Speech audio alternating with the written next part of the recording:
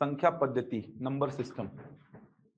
पहला जो चैप्टर है संख्या पद्धति नंबर सिस्टम।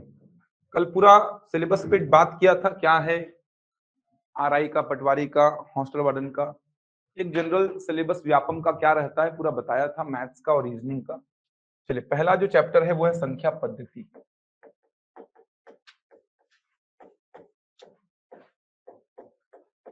नंबर सिस्टम बोलते हैं इसको।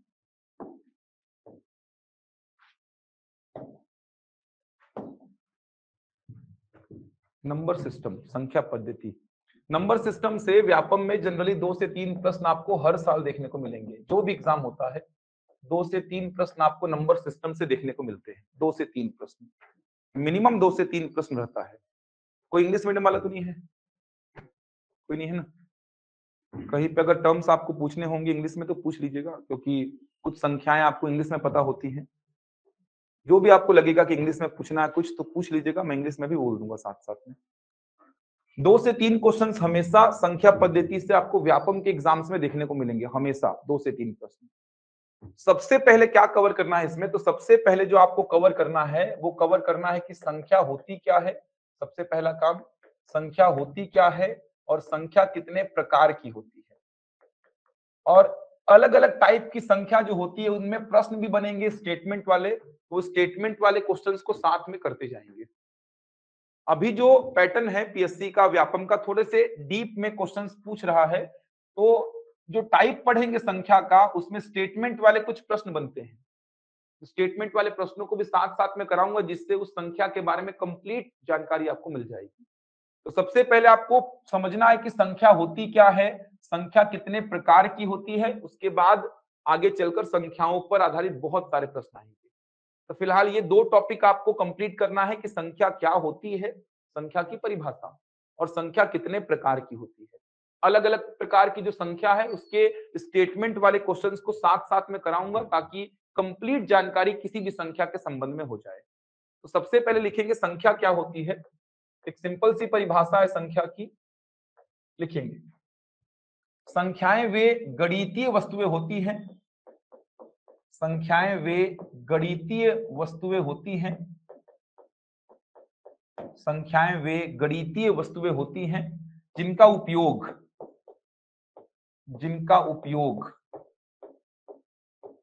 मापने में, गिनने में इत्यादि चीजों में किया जाता है। जिनका उपयोग मापने में, गिनने में इत्यादि चीजों में किया जाता है। संख्याएं वे गणितीय वस्तुएं होती हैं जिनका उपयोग मापने में, गिनने में इत्यादि चीजों में किया जाता है। Numbers are the mathematical objects which are used for measuring, counting, etc. मापने का मतलब क्या होगा? मेजरमेंट। जैसे मैं अपनी हाइट माप रहा हूं, मैं अपना वेट माप रहा हूं, क्या मेजरमेंट है ये? समझ आ रहा है?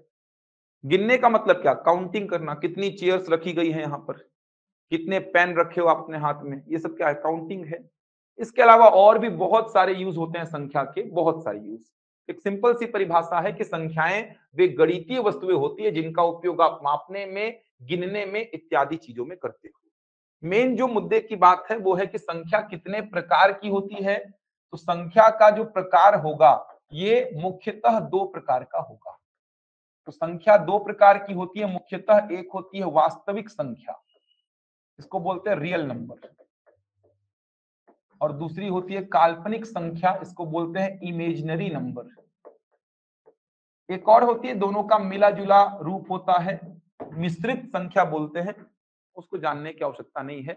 मुख्यतः संख्या 2 प्रकार की होगी, वास्तविक और काल्पनिक, रियल नंबर और इमेजिनरी नंबर। अब काल्पनिक संख्या सिलेबस में नहीं है, सीजीपीएससी का उठा लो, सीजी व्यापम का उठा लो, काल्पनिक संख्या आपके सिलेबस में ही नहीं है। ना तो सीजीपीएससी के किसी भी एग्जाम में है, ना तो सीजी व्यापम के किसी भी एग्जाम में है, तो काल्पनिक संख्या आपके सिलेबस में नहीं है। फिर भी समझो कि होती क्या है काल्पनिक संख्या, किसको आप काल्पनिक संख्या का नाम देते हैं? काल्पनिक संख्या, इमेजिनरी नंबर। तो काल्पनिक संख्या का मतलब क्या? जो केवल कल्पना में हो, इमेजिनेशन में हो, जिसका रियल लाइफ में कोई उपयोग ना हो, उसी को आप क्या बोलेंगे? काल्पनिक संख्या। कैसे पहचानेंगे? तो वर्गमूल के अंदर अगर ऋणात्मक रूप में कोई संख्या है, वर्गमूल मतलब स्क्वायर रूट, स्क्वायर रूट के अंदर अगर ऋणात्मक रूप में कोई संख्या है तो उसको आप क्या बोलेंगे? काल्पनिक संख्या बोलेंगे। समझ आ रहा है? आपके सिलेबस में ऐसी संख्या कहीं पे आपको दिखाई नहीं देने वाली, क्योंकि काल्पनिक संख्या आपके सिलेबस में है ही नहीं, मतलब कैलकुलेशन करने पर कहीं पर ऐसा कुछ आपको दिखाई नहीं देगा। ना तो प्रश्न में वो खुद से देगा, ना आपको कैलकुलेशन करने पर ऐसी संख्याएं मिलने वाली है। तो ये आपके सिलेबस में ही नहीं है। फिर भी आप देख लीजिए कि पहचानेंगे कैसे, कैसी दिखाई देती है। तो काल्पनिक संख्या जो केवल कल्पना में हो, जिसका रियल लाइफ में कोई यूज ना हो, कैसे पहचानेंगे? तो वर्गमूल के अंदर ऋणात्मक रूप में जो संख्या होती है उसी को आप बोलते हैं काल्पनिक संख्या। इसके अलावा आपने 9th में 10th में पढ़ा होगा आई के बारे में। आई का मतलब क्या होता है? आयोटा, इमेजिनरी नंबर, ऐसा याद आ रहा होगा। वर्गमूल के अंदर -1, ऐसा आई का वैल्यू होता है। अब वर्गमूल -2 को मैं ऐसा लिख सकता हूं क्या? देखो, वर्गमूल 2 गुणा वर्गमूल -1 लिख सकता हूं ऐसा। आगे जाके वर्गमूल का प्रॉपर्टी पढ़ेंगे। वर्गमूल m इंटू एन, ये एक्चुअल में क्या बनता है? वर्गमूल m इंटू वर्गमूल n, ऐसा लिख सकते हो इसको आप। लेफ्ट हैंड साइड बराबर राइट हैंड साइड, या राइट हैंड साइड बराबर लेफ्ट हैंड साइड। तो उसी प्रकार आप खुद सोचो, वर्गमूल -2 को मैं तोड़ सकता हूं वर्गमूल 2 गुणा वर्गमूल -1 में, क्योंकि 2 का -1 में गुणा करूंगा तो -2 ही तो आएगा। अब वर्गमूल 2 को वर्गमूल 2 छोड़ दिया और वर्गमूल -1 को क्या लिख दिया? आई। वर्गमूल -4 को मैं ऐसा लिख सकता हूं क्या? वर्गमूल 4 गुणा वर्गमूल -1। वर्गमूल 4 का मान क्या होता है? 2। इतना बेसिक पता होगा। और ये क्या हो जाएगा? आई। कहने का मतलब काल्पनिक संख्या या तो ऐसी दिखाई देंगी आपको इस प्रकार से, या तो आई के रूप में दिखाई देंगी।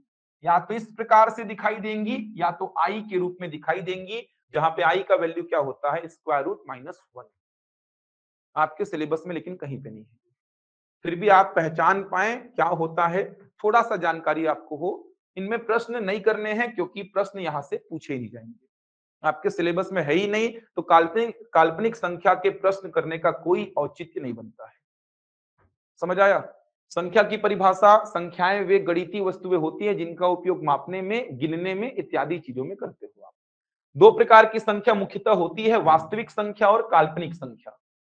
काल्पनिक आपके सिलेबस में नहीं है, फिर भी आपने समझा कि वर्गमूल के अंदर ऋणात्मक रूप में जो संख्याएं होंगी, या आई के रूप में जो संख्याएं होंगी, उसको आप नाम देंगे काल्पनिक का, जहां पे आई का वैल्यू क्या होगा? वर्गमूल -1।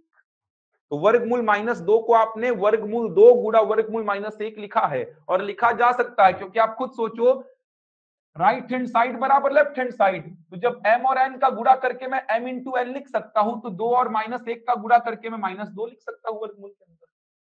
4 और 1 का गुणा करके, क्योंकि एक में माइनस साइन है, तो 4 और -1 का गुणा करके -4 लिख सकता हूं मैं। वर्गमूल -1 को क्या लिख दूंगा? आई। और यहां पर क्या? वर्गमूल 2। वर्गमूल -1 को क्या लिख दिया? आई। और वर्गमूल 4 का मान कितना? 2। तो काल्पनिक संख्या या तो इस प्रकार की होंगी, या तो आई के रूप में होंगी, लेकिन आपको कहीं पे दिखाई नहीं देने वाली। बन जाएगा यहां तक? काल्पनिक को छोड़कर जो भी आपको पढ़ना है, जो भी आपके सिलेबस में है, जो भी रियल लाइफ में यूज होती है, उसी को क्या बोलते हैं? वास्तविक। वास्तविक संख्या दो प्रकार की होती है। एक होती है परिमेय संख्या, जो कि बहुत इंपॉर्टेंट है, पूरा यही तो पढ़ना है आपको। और दूसरी होती है अपरिमेय संख्या, इंग्लिश में बोलते हैं रैशनल नंबर और इरैशनल नंबर। परिमेय संख्या और अपरिमेय संख्या, रैशनल नंबर और इरैशनल नंबर, परिमेय संख्या और अपरिमेय संख्या। तो वास्तविक संख्या दो प्रकार की, परिमेय और अपरिमेय। कहने का मतलब आप ऐसा बोल सकते हो क्या कि परिमेय और अपरिमेय संयुक्त रूप से क्या कहलाएगी? वास्तविक। परिमेय और अपरिमेय दोनों को मिला दूंगा तो परिमेय और अपरिमेय संयुक्त रूप से क्या कहलाएगी? वास्तविक संख्या कहलाएगी। क्योंकि वास्तविक दो ही प्रकार की है, परिमेय और अपरिमेय, दोनों को मिलाऊंगा तो वास्तविक संख्या प्राप्त होगी। अब यहां पर आगे और क्लासिफिकेशन देख लो पहले, उसके बाद एक एक करके सारी संख्याओं को लिखेंगे। परिमेय संख्या तीन प्रकार की, एक होती है प्राकृत संख्या, इसको बोलते हैं नेचुरल नंबर। दूसरी होती है पूर्ण संख्या, इसको बोलते हैं होल नंबर। और तीसरी होती है पूर्णांक संख्या, इसको बोलते हैं इंटीजर्स। परिमेय संख्या तीन प्रकार की, प्राकृत संख्या, पूर्ण संख्या, पूर्णांक संख्या। प्राकृत मतलब नेचुरल नंबर, पूर्ण संख्या मतलब होल नंबर, और पूर्णांक संख्या मतलब हो जाएगा आपका इंटीजर्स। पूर्णांक संख्या तीन प्रकार की होती है। एक होती है ऋणात्मक पूर्णांक, ऋणात्मक पूर्णांक, दूसरी होती है शून्य पूर्णांक, और तीसरी होती है धनात्मक पूर्णांक। ऋणात्मक पूर्णांक का मतलब हो जाएगा नेगेटिव इंटीजर, शून्य पूर्णांक का मतलब हो जाएगा जीरो इंटीजर, और धनात्मक पूर्णांक का मतलब हो जाएगा पॉजिटिव इंटीजर्स। प्राकृत संख्या दो प्रकार की होती है। सम प्राकृत, जिसको बोलते हैं इवन नेचुरल नंबर, इवन और सुने होंगे सम विषम, सम प्राकृत संख्या, और दूसरी होती है विषम प्राकृत संख्या, विषम प्राकृत संख्या,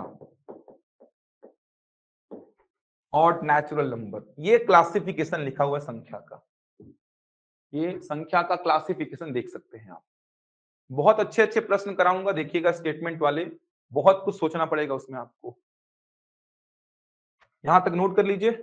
संख्या दो प्रकार की, वास्तविक और काल्पनिक। चीजों को साथ साथ में आप कंप्लीट करते चलिए, आपको बहुत ज्यादा रिवीजन करने की आवश्यकता नहीं पड़ेगी। संख्या दो प्रकार की, वास्तविक और काल्पनिक। वास्तविक संख्या दो प्रकार की, परिमेय और अपरिमेय। परिमेय संख्या तीन प्रकार की, प्राकृत, पूर्ण और पूर्णांक। पूर्णांक संख्या में ऋणात्मक पूर्णांक आएगा, शून्य पूर्णांक आएगा और धनात्मक पूर्णांक आएगा। जबकि प्राकृत संख्या दो प्रकार की, सम प्राकृत और विषम प्राकृत। इसके अलावा दो और इंपॉर्टेंट संख्या देखेंगे। एक है आपकी अभाज्य संख्या, एक आपकी अभाज्य संख्या जिसको बोलते हैं प्राइम नंबर, बहुत इंपॉर्टेंट, बहुत ज्यादा इंपॉर्टेंट है ये। और दूसरी है भाज्य संख्या, इसको बोलते हैं कंपोजिट नंबर। ये संख्याओं को भी देखेंगे। संख्याएं तो और भी हैं, जैसे सह अभाज्य संख्या भी है, भिन्न संख्या भी है। भिन्न संख्या के अलग अलग प्रकार हैं। उचित भिन्न है, मतलब प्रॉपर फ्रैक्शन बोलते हैं जिसको, अनुचित भिन्न है, मिश्रित भिन्न है। तो संख्याएं तो और भी हैं, लेकिन फिलहाल इतनी बातों को समझनी है आपको।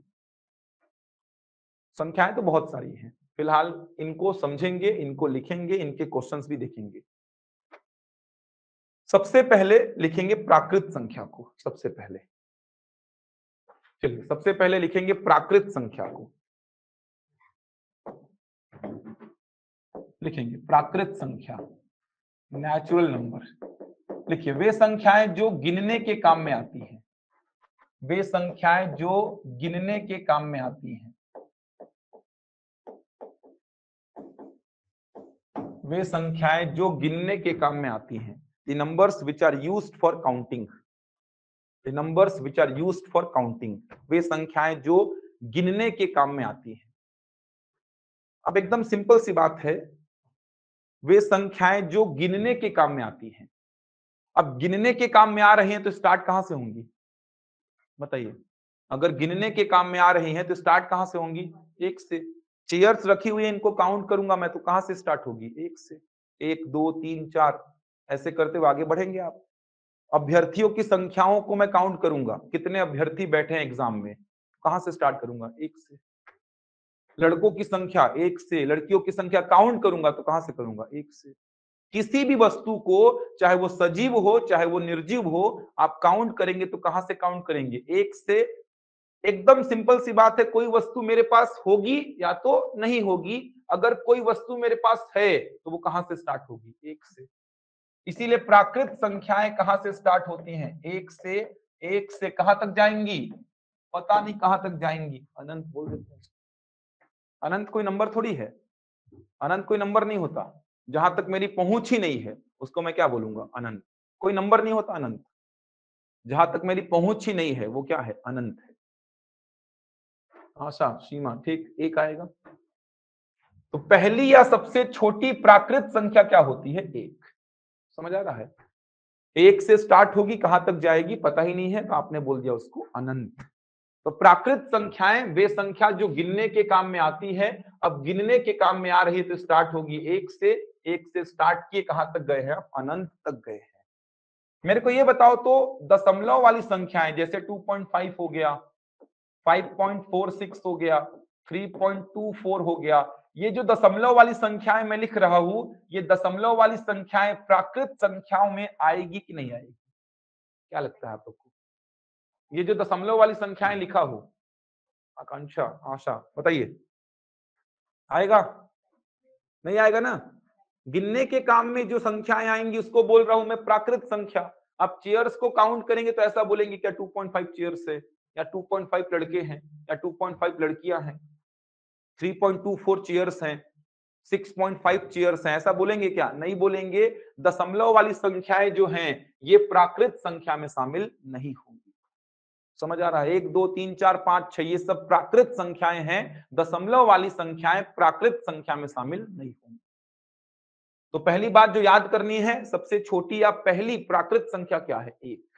दशमलव वाली संख्याएं प्राकृत संख्या में शामिल नहीं होंगी, क्योंकि सिंपल सी परिभाषा है, वे संख्याएं जो गिनने के काम में आ रही हैं, अब गिनने के काम में आ रही हैं, इसका मतलब सिंपल सी बात है, ये दशमलव वाली संख्याएं प्राकृत संख्या में नहीं आएंगी। चलिए एक प्रश्न लिखिए, बहुत अच्छा, ऑनलाइन वाले जवाब देंगे। एक प्रश्न लिखिए पहले। नीचे कुछ कथन प्राकृत संख्या के संबंध में दिए गए हैं। बहुत अच्छा प्रश्न है। नीचे कुछ कथन प्राकृत संख्या के संबंध में दिए गए हैं। प्राकृत संख्या के संबंध में दिए गए हैं। प्राकृत संख्या के संबंध में दिए गए हैं। नीचे कुछ कथन प्राकृत संख्या के संबंध में दिए गए हैं। पहला कथन लिखिए, न्यूनतम प्राकृत संख्या अस्तित्व में रहती है। न्यूनतम प्राकृत संख्या अस्तित्व में रहती है। अस्तित्व में रहने का मतलब होता है एग्जिस्ट करना। अस्तित्व में रहती है। न्यूनतम प्राकृत संख्या अस्तित्व में रहती है। दूसरा लिखेंगे, अधिकतम प्राकृत संख्या अस्तित्व में रहती है। अधिकतम प्राकृत संख्या अस्तित्व में रहती है। अस्तित्व में रहने का मतलब ध्यान रखेंगे एग्जिस्ट करना होता है। तीसरा लिखिए, दो क्रमागत प्राकृत संख्याओं के मध्य, दो क्रमागत प्राकृत संख्याओं के मध्य सदैव एक प्राकृत संख्या होती है।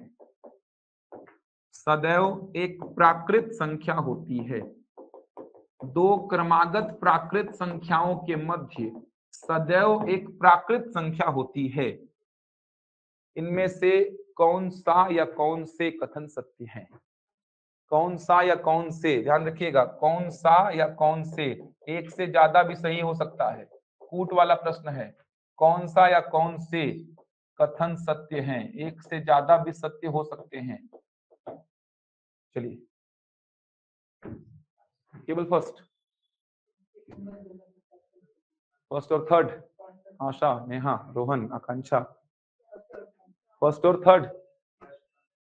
क्रमागत का मतलब कंसेक्यूटिव, क्रम से, सीक्वेंस से। सीमा, अंजलि, बताइए क्या लगता है? तीनों सही है। फर्स्ट और सही है। आपका क्या रहा है पीछे? पहला सही है। केवल एक सही होगा, केवल पहला सही होगा, केवल पहला सही होगा। ये दोनों क्या होंगे? गलत। ये होंगे, कारण को समझो। न्यूनतम प्राकृत संख्या एग्जिस्ट करती है, बिल्कुल सही है। न्यूनतम प्राकृत संख्या मतलब लीस्ट नेचुरल नंबर एग्जिस्ट करता है, हमेशा करता है। काउंटिंग स्टार्ट करते हैं तो कहां से करते हैं आप? एक से। एक से तो काउंटिंग स्टार्ट करते हैं ना, 1 2 3 4 5 6। अधिकतम प्राकृत संख्या एग्जिस्ट करती है क्या? नहीं। बताओ तो क्या होती है मेरे को अधिकतम प्राकृत संख्या? बताओ क्या होती है? एक से स्टार्ट करो काउंटिंग, चलो 1 2 3 4, बताओ कहां तक जाऊंगा मैं? 1 2 3 4 कहां तक जाऊंगा बताओ? अंतिम छोर क्या होगा? 100। 100 के बाद तो 1000 भी आएगा, लाख भी आएगा, करोड़ आएगा, अरब आएगा, खरब आएगा। पता ही नहीं है मेरे को कहां तक जाऊंगा। चलते रहूंगा, पूरा जीवन निकल जाएगा, लेकिन काउंटिंग कभी खत्म ही नहीं होगा। क्योंकि एक से स्टार्ट करूंगा, पता है मेरे को लीस्ट क्या है, एक से स्टार्ट होगा काउंटिंग, लेकिन अंतिम छोर मेरे को पता ही नहीं है क्या होगा। अंतिम छोर लाख करोड़ भी आएगा, अरब आएगा, खरब आएगा, पता ही नहीं है मेरे को। लिखते जाओ, कभी खत्म होगा क्या संख्या? नहीं होगा। तो 1 2 3 4 5 6 7 8 9 10 आगे बढ़ते जाओ। अंतिम छोर क्या है, मतलब अधिकतम प्राकृत संख्या क्या है, पता है क्या? नहीं पता है, एग्जिस्ट नहीं करता है ये। समझ आ रहा है? इनफाइनाइट कोई नंबर थोड़ी है, अनंत कोई नंबर थोड़ी है। जहां तक हमारी पहुंच ही नहीं है उसको हम अनंत बोलते हैं। दूसरा गलत हो जाएगा। तीसरा, दो क्रमागत प्राकृत संख्याओं के मध्य, क्रमागत का मतलब क्या होता है? क्रम से, कंसेक्यूटिव। दो क्रमागत प्राकृत संख्या मतलब 1 और 2, ये क्या है? दो क्रमागत प्राकृत संख्या। 10 और 11, 22 और 23, ये देखिए, मतलब कोई भी दो क्रम से प्राकृत संख्या को उठा लो, ये देखो, कोई भी दो क्रम से प्राकृत संख्या को उठा लो, इसको मैं बोलूंगा दो क्रमागत प्राकृत संख्या। दो क्रमागत प्राकृत संख्या, दो क्रमागत प्राकृत संख्या, दो क्रमागत। तो क्या दो क्रमागत प्राकृत संख्या के मध्य में कोई प्राकृत संख्या होगी क्या? नहीं होगी। 1 और 2 के बीच में कोई प्राकृत संख्या है क्या? नहीं। 22 और 23 के बीच में नहीं है, 52 और 53 के बीच में नहीं है, 101 और 102 के बीच में नहीं है। तो दो क्रमागत प्राकृत संख्या के बीच में कोई प्राकृत संख्या नहीं होगी, क्योंकि पहले ही बोल दिया मैं, दशमलव वाली संख्याएं नहीं आती है। तीसरा भी क्या हो गया? गलत। केवल कथन एक सत्य है, केवल कथन एक सत्य है। समझ आ रहा है? ऐसे प्रश्न। अच्छा, अंतर तो एक होगा, अंतर एक होगा, लेकिन प्रश्न है एक प्राकृत संख्या होती है बीच में, ये बोला है। दो क्रमागत प्राकृत संख्या के बीच में एक प्राकृत संख्या होती है, ऐसा नहीं। बन जाएगा? ऑनलाइन में समझ आया? ऑनलाइन में तो मैक्सिमम लोगों का आंसर केवल एक ही सही था। ठीक है, ऑनलाइन में किसी को डाउट तो नहीं? जल्दी बताओ, तीनों स्टेटमेंट एकदम क्लियर होने चाहिए।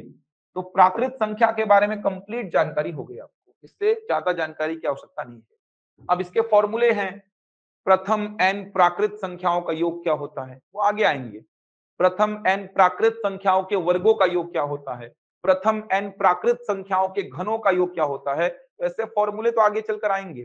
फिलहाल आप संख्या के बारे में जानकारी इकट्ठी कर रहे हैं कि प्राकृत संख्या बोलते किसको है।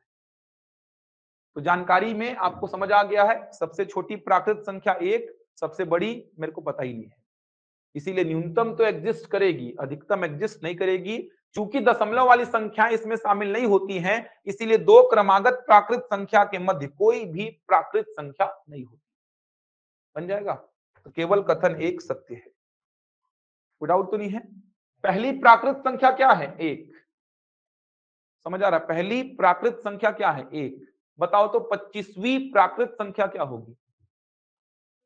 25 होगी ना यार। 1 पहली प्राकृत संख्या है, 2 दूसरी है, 3 तीसरी है, तो 25वीं प्राकृत संख्या क्या होगी? 25। समझ आ रहा है? अगर मैं बोला प्रथम 25 प्राकृत संख्याएं, प्रथम 25 प्राकृत संख्याएं, तो 1 से लेके कहां तक? 25 तक। प्रथम 25 प्राकृत संख्याएं, प्रथम 25 मतलब 1 से लेके 25, प्रथम 10 मतलब 1 से 10, प्रथम 20 मतलब 1 से 20। जो आपका मेरिट लिस्ट बनता है, जैसे आपने अभी पीएससी का मेरिट लिस्ट देखा होगा, इसमें कहां से स्टार्ट होता है? रैंक 1 से रैंक कैसे स्टार्ट होता है? मैं बोलूंगा टॉप 10 मतलब प्रथम 10, 1 से 10।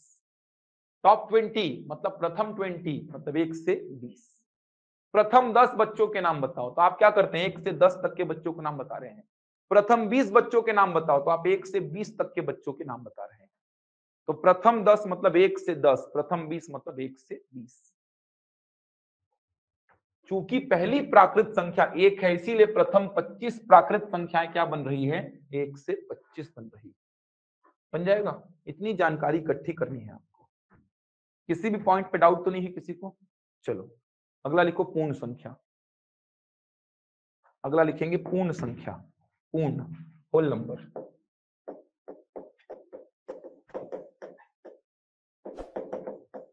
पूर्ण संख्या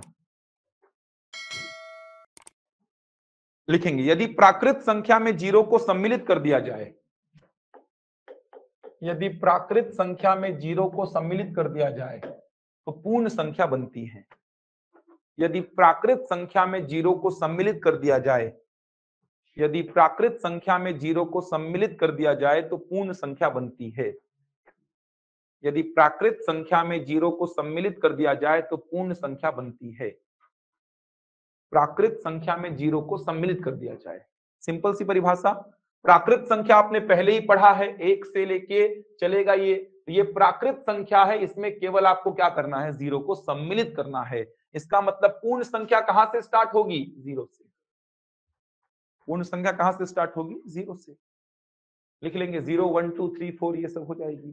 तो सबसे छोटी या पहली पूर्ण संख्या किसको बोलेंगे आप, जीरो को। सबसे पहली या सबसे छोटी पूर्ण संख्या जीरो।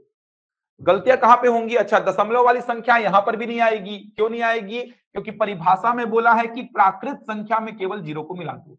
क्योंकि प्राकृत संख्या में दशमलव वाली संख्या नहीं थी तो पूर्ण में भी नहीं आएगी। अब कहां पे गलतियां होती है, जैसे मैं बोलूंगा आपको, मान लीजिए कि प्रथम 5 प्राकृत संख्याओं का योग ज्ञात करें। प्रथम 5 प्राकृत संख्याओं का योग, तो प्रथम 5 प्राकृत संख्याओं का योग क्या आएगा, 1 2 3 4 5। ये प्रथम 5 प्राकृत संख्याएं हैं, इनका योग कितना आएगा, 15। लेकिन मेरा प्रश्न अगर होता कि प्रथम 5 पूर्ण संख्याओं का योग, प्रथम 5 पूर्ण संख्याओं का योग, तो प्रथम 5 पूर्ण संख्याओं का योग, तो प्रथम 5 पूर्ण संख्याएं, पहली पूर्ण संख्या 0, दूसरी पूर्ण संख्या 1, तीसरी पूर्ण संख्या 2, चौथी पूर्ण संख्या 3, पांचवी पूर्ण संख्या 4। तो ये प्रथम 5 पूर्ण संख्याएं हैं, इनका योग कितना हो जाएगा, 10। समझ आ रहा है, ये डिफरेंस पैदा होता है। अगर आपको पता ही नहीं है कि पहली प्राकृत संख्या क्या है, पहली पूर्ण संख्या क्या है, तो फिर दिक्कत हो जाएगी। औसत में यहां से बहुत सारे प्रश्न आते हैं, समझ आ रहा है। औसत में बोला प्रथम 25 प्राकृत संख्याओं का औसत, इसका मतलब 1 से 25 तक की संख्याओं का औसत निकालना है। लेकिन यहीं पे पूछा प्रश्न कि प्रथम 25 पूर्ण संख्याओं का औसत, तो प्रथम 25 पूर्ण संख्याएं मतलब 0 से 24। अगर पहली पूर्ण संख्या 0 है तो 25वीं पूर्ण संख्या क्या होगी, 24। सिंपल सी बात है ना। पहली पूर्ण संख्या 0 है तो पांचवी पूर्ण संख्या क्या होगी, 4। ये डिफरेंस ध्यान रखिएगा। 15वीं पूर्ण संख्या 14, 20वीं पूर्ण संख्या 19, 25वीं पूर्ण संख्या 24। क्यों, क्योंकि पहली पूर्ण संख्या क्या है, 0। इसको ध्यान रखना पड़ेगा आपको। बन जाएगा यहां तक, क्वेश्चन लिखिए। ये सब आएगा औसत में, बहुत यूज होगा संख्याओं का, बहुत यूज होगा औसत में, योग में यूज होगा, औसत में यूज होगा। तो आपको ध्यान रखना है प्रथम 25 प्राकृत संख्या 1 से 25, प्रथम 25 पूर्ण संख्या 0 से 24 लिखेंगे। नीचे दिए गए कथनों पर विचार करिए, नीचे दिए गए कथनों पर विचार करें।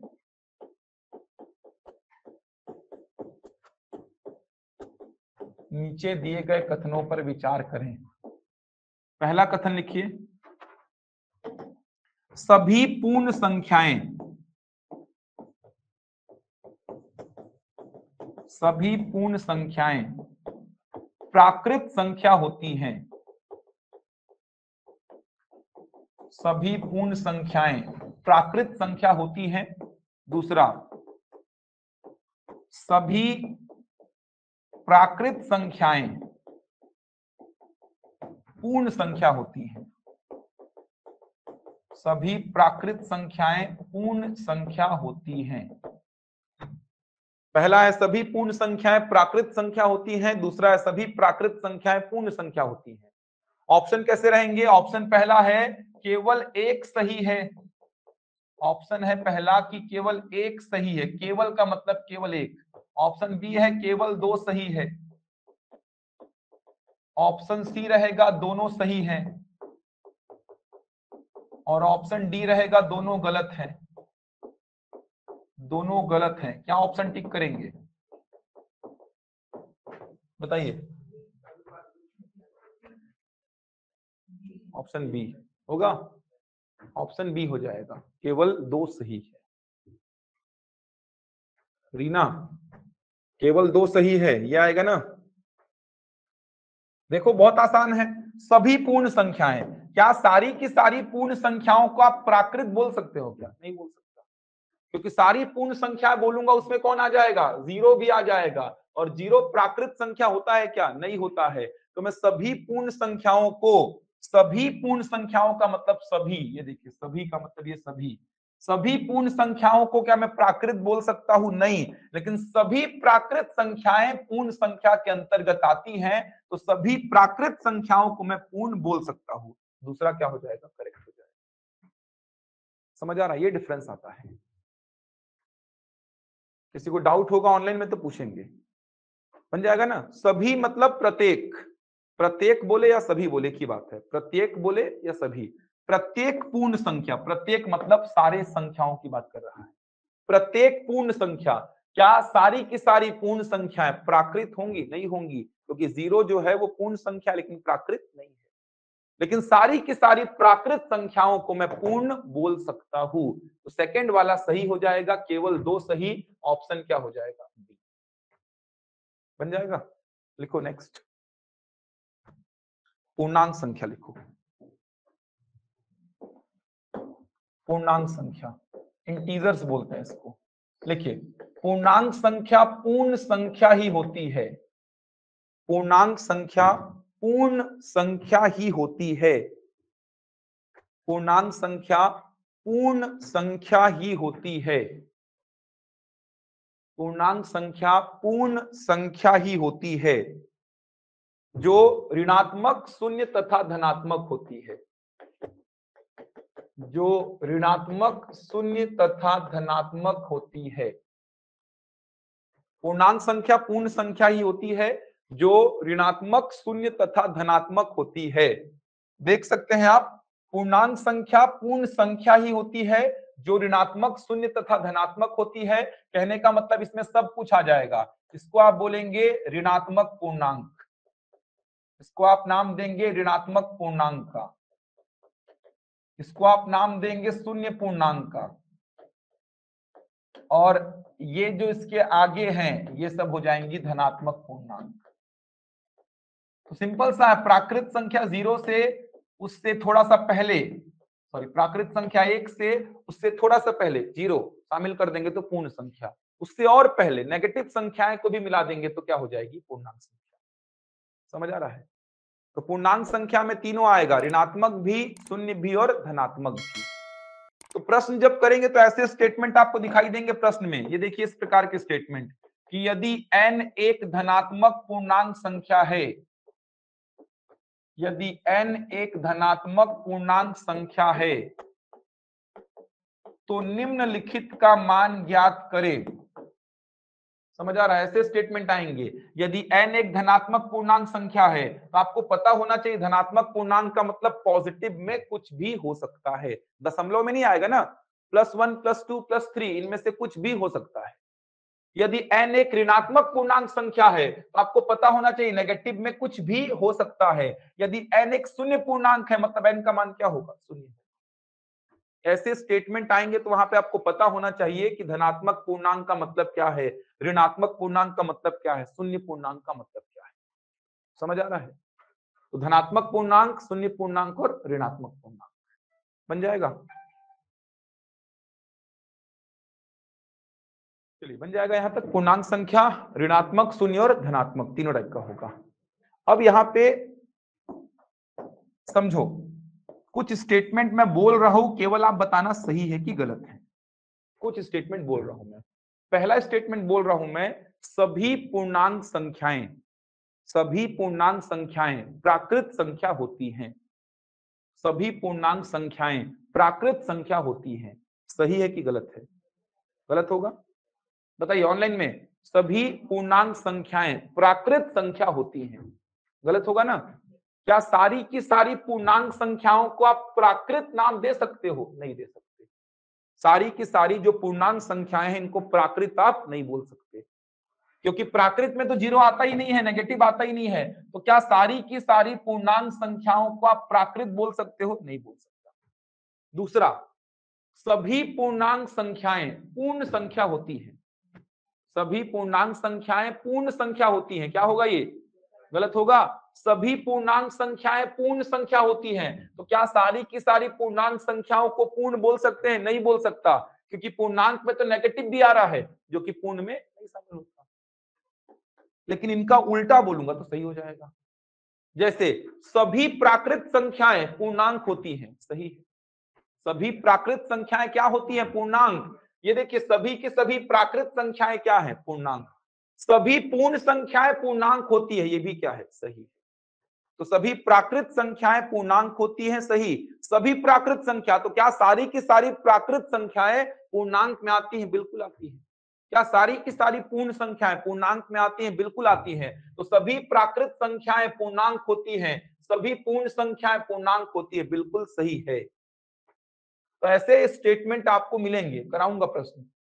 ऐसे स्टेटमेंट आपको आगे जाके मिलेंगे, पूरा मिला जुला के ऐसा पूछेगा स्टेटमेंट वाइज, तो आपको पता होना चाहिए। बन जाएगा यहां तक? तो ये हो गया आपका प्राकृत संख्या, इसके बाद आपने देखा पूर्ण संख्या, इसके बाद आपने देखा पूर्णांक संख्या। तीनों में कोई डाउट नहीं होना चाहिए। ये तीनों संख्याएं आपकी हो गई, प्राकृत, पूर्ण और पूर्णांक। पूर्णांक संख्या तीन प्रकार की थी, ऋणात्मक, शून्य, धनात्मक, ये भी हो गया। अब आ जाइए सम प्राकृत संख्या और विषम प्राकृत संख्या। मेरे को ये बताओ, सबसे छोटी सम संख्या क्या होती है? 0 या 2? 0 सम संख्या नहीं होती है क्या?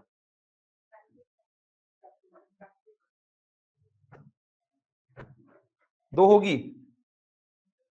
प्राकृत पूर्णांक कैसे हो सकती है, ऐसा पूछ रहे हो आप? तो सारी की सारी प्राकृत संख्याएं पूर्णांक हो सकती है ना, इसमें क्या डाउट है बताओ? ये देखो, सारी की सारी प्राकृत संख्याएं पूर्णांक हो सकती हैं। कैसे हो सकती हैं? ये देखो, ये देखो, पूर्णांक का इतना बड़ा रेंज है, ये सारी संख्याएं पूर्णांक हैं।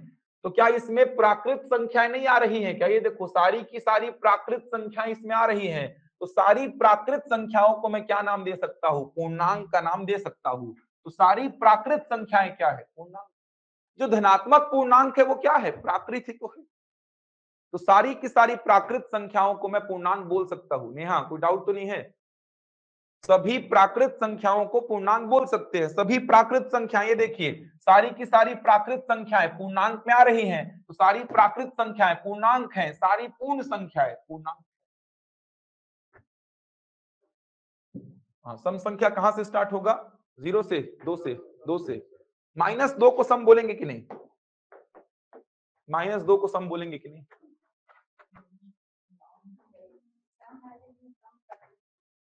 सम और सम प्राकृत संख्या एक ही होता है, ऐसा अलग अलग नहीं होता है। ऐसा अलग अलग नहीं होता है, ध्यान रखिएगा। सम संख्या बोलो या सम प्राकृत, सम प्राकृत को ही सम संख्या बोलते हैं। सम प्राकृत को ही सम संख्या बोलते हैं, विषम प्राकृत को ही विषम संख्या बोलते हैं। सिंपल सी बात है, प्राकृत संख्या को दो पार्ट में तोड़े हो ना। प्राकृत संख्या आपको पता है, इसको आपने दो पार्ट में तोड़ा है। तो जब प्राकृत संख्या में ही 0 नहीं है तो इन दोनों में 0 आने का कोई औचित्य ही नहीं बनता है। प्राकृत संख्या में ही नेगेटिव नंबर नहीं है तो इन दोनों में नेगेटिव नंबर आने का कोई मतलब नहीं है। प्राकृत संख्याओं को दो पार्ट में तोड़ दो, जो 2 से भाग जाएगा वो सम, जो 2 से भाग नहीं जाएगा वो विषम।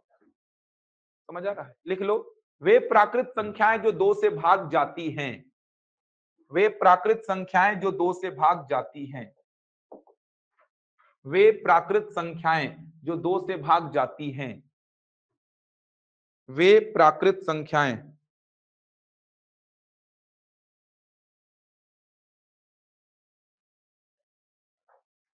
वे प्राकृत संख्याएं जो 2 से भाग जाती हैं। 2, 4, 6, 8, 10 ये सब हो जाएंगी सम प्राकृत संख्याएं। और विषम प्राकृत संख्या में लिख लीजिए, वे प्राकृत संख्याएं जो 2 से भाग नहीं जाती हैं। 1, 3, 5, 7, 9, 11 ये सब हो जाएंगी विषम प्राकृत संख्याएं। नोट कर लेंगे। प्राकृत संख्या को दो पार्ट में तोड़ रहे हैं। प्राकृत संख्या आपको पता है क्या होता है, इसमें जो जो 2 से भाग जाएगा, तो जो 2 से भाग जाएगा वो सम प्राकृत, जो 2 से भाग नहीं जाएगा वो विषम प्राकृत। तो जो जो 2 से भाग जाएगा वो सम, जो जो 2 से भाग नहीं जाएगा वो विषम।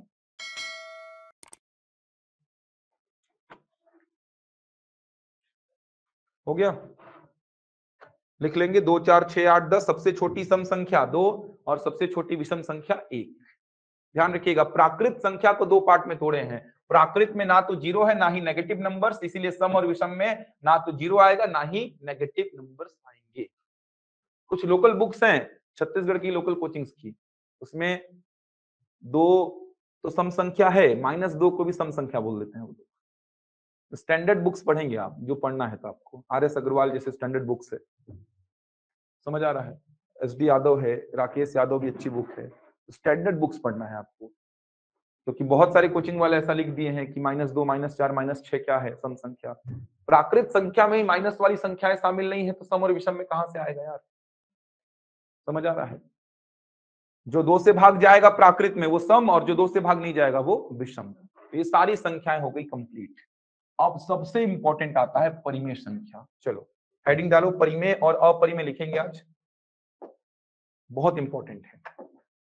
आप लोग बताओ मेरे को परिमेय संख्या क्या होती है।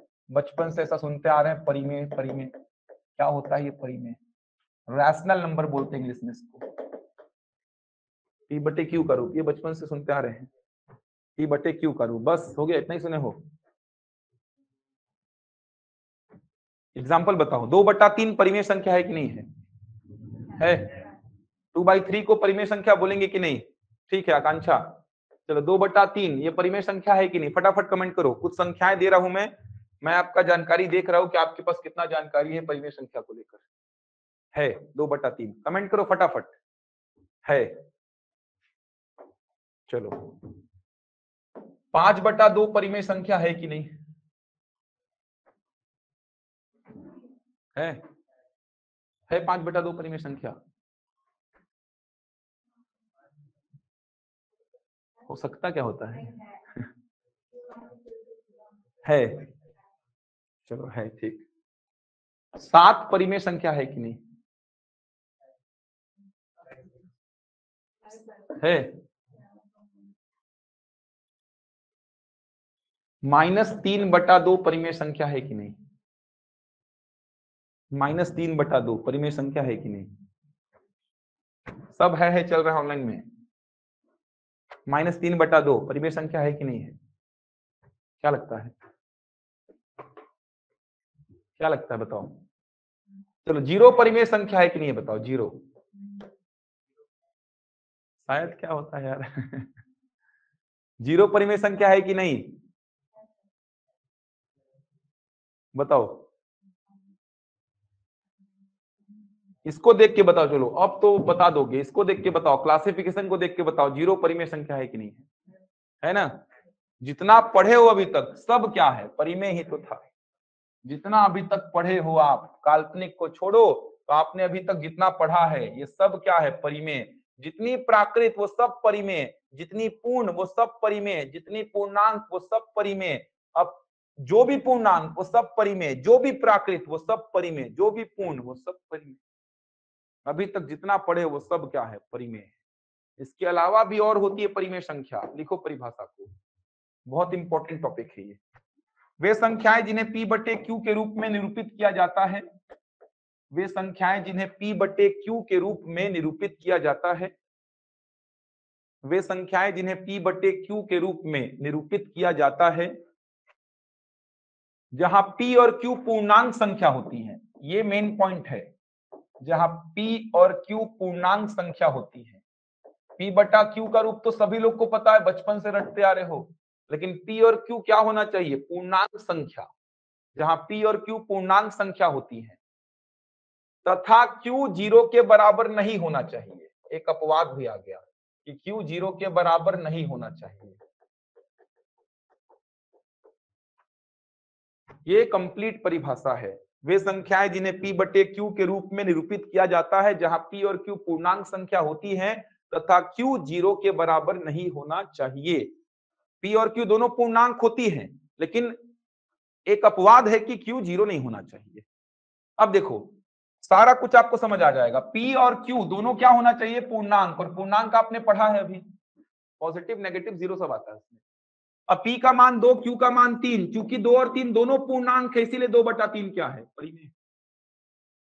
P का मान 7, Q का मान 1, क्योंकि 7 और 1 दोनों ही पूर्णांक है, इसीलिए 7/1, या नीचे 1 का कोई अर्थ होता नहीं तो 7 क्या है, ये परिमेय। p का मान 0, q का मान 2, 0 भी पूर्णांक 2 भी पूर्णांक, तो 0/2 मतलब 0 भी क्या है, परिमेय। p का मान -3, q का मान 2, -3 और 2 दोनों ही पूर्णांक है, इसीलिए -3/2 भी क्या है, परिमेय। p का मान -8, q का मान 1, -8 और 1 दोनों ही पूर्णांक, इसीलिए -8 भी क्या है, परिमेय है। p का मान -7, q का मान 9, -7 और 9 दोनों ही पूर्णांक, इसीलिए -7/9 क्या है, परिमेय। समझ आ रहा है, जो लिखो सब परिमेय है। p/q का रूप होना चाहिए जहां p और q क्या हो, पूर्णांक, तभी आप उसको बोलेंगे परिमेय संख्या। q 0 नहीं होना चाहिए, मतलब 2/0 ये परिभाषित ही नहीं होता है, ऐसा कोई संख्या आपको पूरे मैथ्स में दिखाई नहीं देगा। q/0 मतलब 2/0, 3/0, नीचे 0 नहीं होना चाहिए, ये परिभाषित नहीं होता है। इसको छोड़कर जो भी लिखो, 2/3 लिखो, 7, -3/2, -8, -7/9, 0 सब क्या है, परिमेय। समझ आ रहा है, 1 2 3 4 परिमेय, 0 परिमेय, -1 -2 -3 -4 परिमेय। इसके अलावा 2/3, -7/9, -3/2 ये भी क्या है, परिमेय। आपने जितनी संख्याएं पढ़ी हैं, ये जितनी भी संख्याएं आपने पढ़ी हैं, ये तो परिमेय हैं, इसके अलावा और भी परिमेय होता है। 2/3, -3/2, 4/7, -9/11 ये सब भी क्या है, परिमेय। ये तो परिमेय है, पूरी प्राकृत संख्या परिमेय, पूरी पूर्ण संख्याएं परिमेय, पूरी पूर्णांक संख्याएं परिमेय। इसके अलावा और भी परिमेय संख्याएं हैं, 2/3, 4/7, -9/11 जो भी लिखो, p/q का रूप जहां p और q क्या होना चाहिए, पूर्णांक। 2.5 परिमेय है कि नहीं, बताओ मेरे को।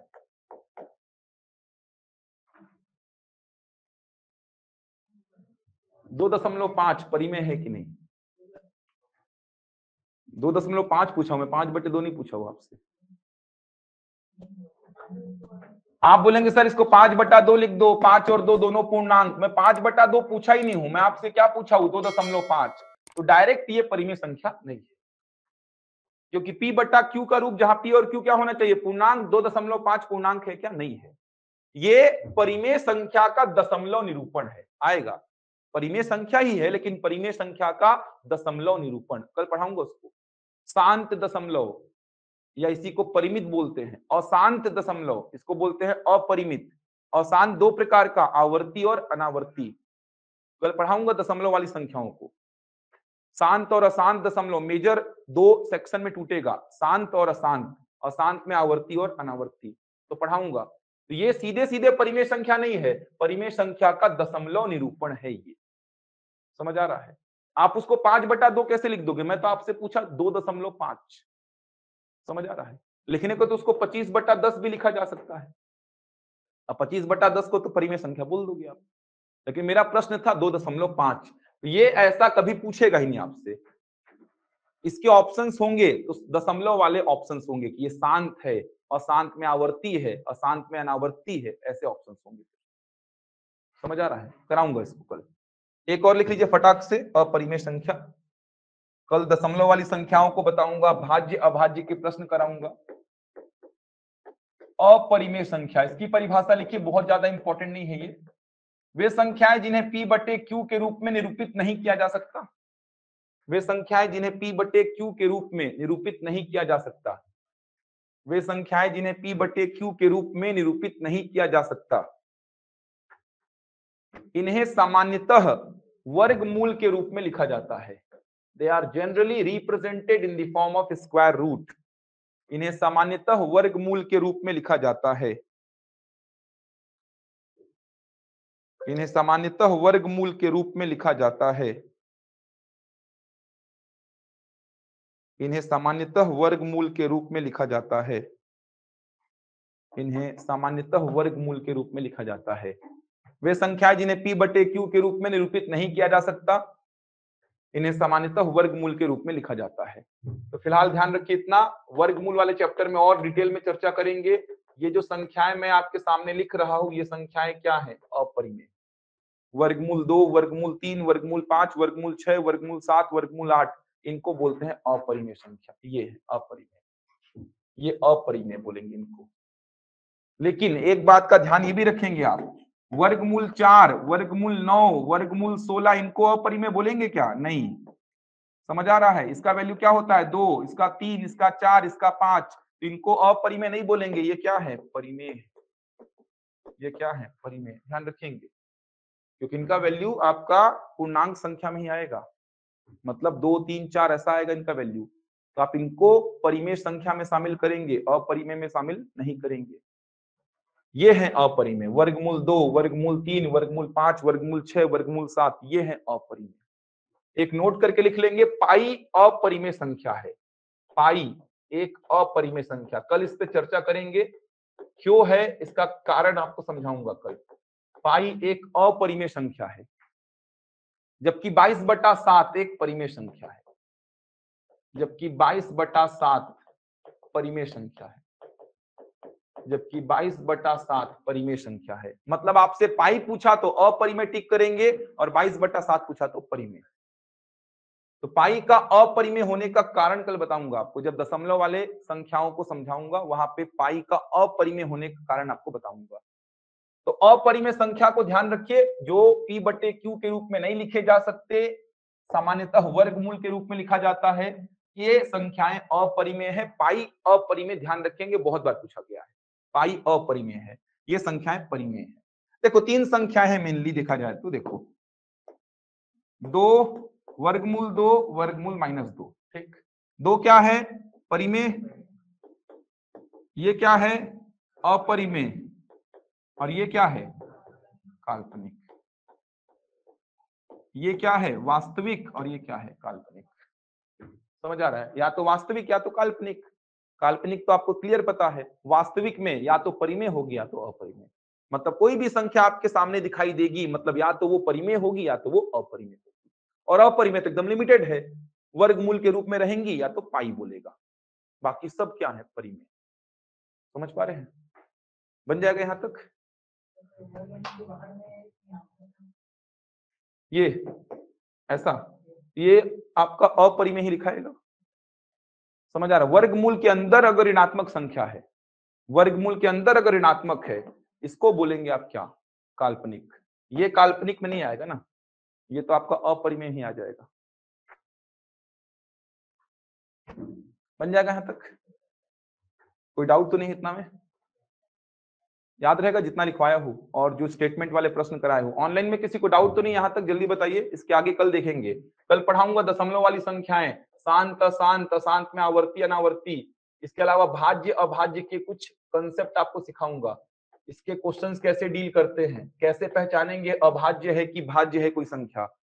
आराम से पढ़ाऊंगा, प्रॉपर नोट्स बनाइए। नोट्स बनाइए, ये नोट्स आपको पीएससी में भी काम आ जाएगा, व्यापम में भी, एसएससी में भी, जो एग्जाम देना है सब में काम आ जाएगा नोट्स।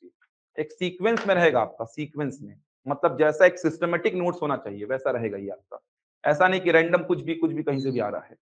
एकदम सिस्टमेटिक चलेंगे। संख्या पढ़ रहे हैं, संख्याओं को पहले पूरा पढ़ेंगे, दशमलव वाली संख्याओं को पढ़ेंगे, उनके क्वेश्चंस करेंगे, फिर वी बॉड मास में आएंगे, कैलकुलेशन सीखेंगे, एकदम सीक्वेंस से चलेंगे। तो आपका जो नोट्स बनेगा ये बहुत काम का नोट्स रहेगा आपका। चलिए, कोई डाउट नहीं है? कल देखते हैं इसके आगे का, कल इसके आगे देखेंगे।